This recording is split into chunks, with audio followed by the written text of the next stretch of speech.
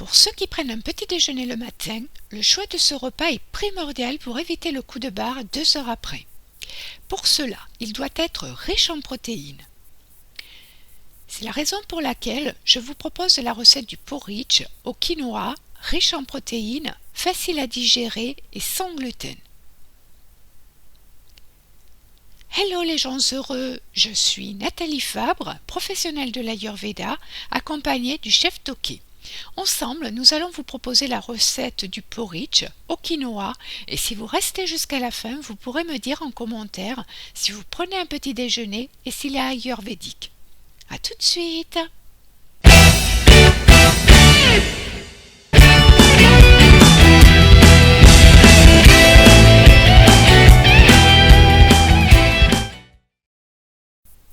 Je vous recommande de visionner entièrement la vidéo pour bénéficier de toutes les astuces du chef, notamment de l'astuce du jour, ainsi que de mes secrets de professionnel de l'Ayurveda.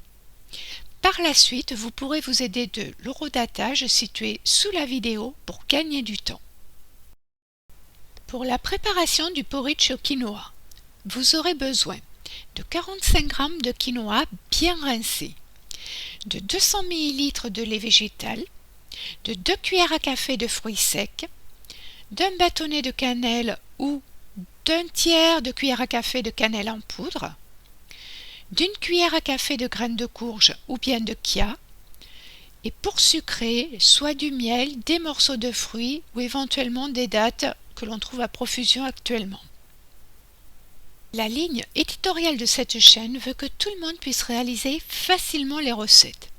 Si vous débutez, commencez à acheter progressivement l'ensemble des ingrédients nécessaires aux recettes. Le plus important est de commencer pas à pas à intégrer l'Ayurveda dans votre vie, celle de votre famille ou de votre entourage. C'est un conseil absolument essentiel qui est donné par tous les professionnels de l'Ayurveda.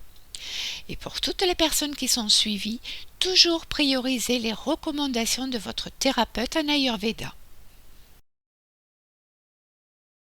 Je ne me lasserai pas de le répéter, mais préparez-vous à mettre tout votre cœur, tout votre amour et surtout toute votre joie dans la préparation de cette recette pour la rendre meilleure.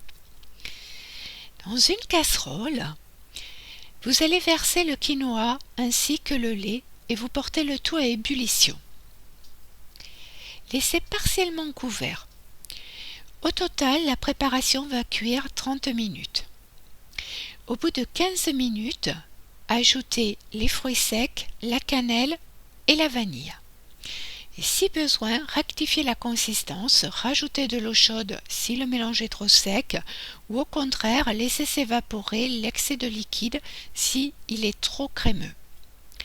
Hors du feu, sucrez avec le miel, les morceaux de fruits ou les dattes, puis dégustez en pleine conscience pour être dans l'esprit ayurvédique. Variez les laits, les fruits secs et les graines selon vos envies du moment. Surtout, faites-vous plaisir. Rincez, rincez et rincez votre quinoa pour retirer toute la saponine. Sinon, vous démarrerez votre journée avec de l'amertume. Si vous utilisez des fruits secs, prenez l'habitude de les réhydrater dans de l'eau. Cette astuce les rend tridochiques. Pour être pleinement bénéfiques, les graines doivent être mâchées. Dans cette recette, vous pouvez remplacer le sucré par des oléagineux. Ainsi, vous prendrez un petit déjeuner de champion et vous tiendrez des heures. Le quinoa est une céréale très intéressante car elle est riche en protéines, très nutritive et également très digeste. Si vous souhaitez bénéficier de tous les nutriments essentiels des céréales, je vous recommande de les alterner. Ainsi, vous pourrez tester l'épeautre, le millet, l'avoine ou le riz basmati par exemple. Toutes les céréales citées possèdent une virya chaude, c'est-à-dire une énergie chaude qui favorise le processus de transformation une circulation plus rapide dans le corps et qui stimule les éliminations. C'est l'idéal pour la saison froide. Pour les saisons chaudes ou pour les vikriti pitta, c'est-à-dire les excès de pitta, je vous proposerai d'autres recettes prochainement. Focus sur la cannelle. En saison froide, cette épice réchauffe. Elle possède une viriat très chaude, c'est l'épice d'hiver par excellence. D'autre part, cette épice aide à la digestion, elle favorise l'élimination des toxiques, elle est stimulante en apportant une chaleur interne, elle est expectorante, c'est-à-dire qu'elle favorise l'élimination du mucus des bronches, elle est également analgésique, c'est-à-dire antidouleur entre autres. Et d'autre part, c'est le contrepoison du sucre et des fruits. J'ai déjà évoqué les contrepoisons dans la vidéo Pourquoi le chutney est ma recette ayurvédique préférée. Vous pouvez la visionner en cliquant sur le i en haut à droite ou alors en lien sous la vidéo. Contre-indication de la cannelle concerne essentiellement les troubles de pitta, comme les saignements par exemple. Avez-vous essayé la recette? Sinon, que prenez-vous comme petit déjeuner? À votre avis, est-il ayurvédique? Dites-moi en commentaire. Si vous le souhaitez, je vous guiderai vers un petit déjeuner un peu plus ayurvédique.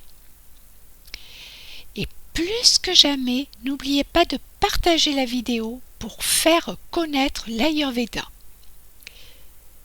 J'ai mis à votre disposition un questionnaire sous la vidéo pour que vous me fassiez part de vos prochains souhaits concernant les recettes.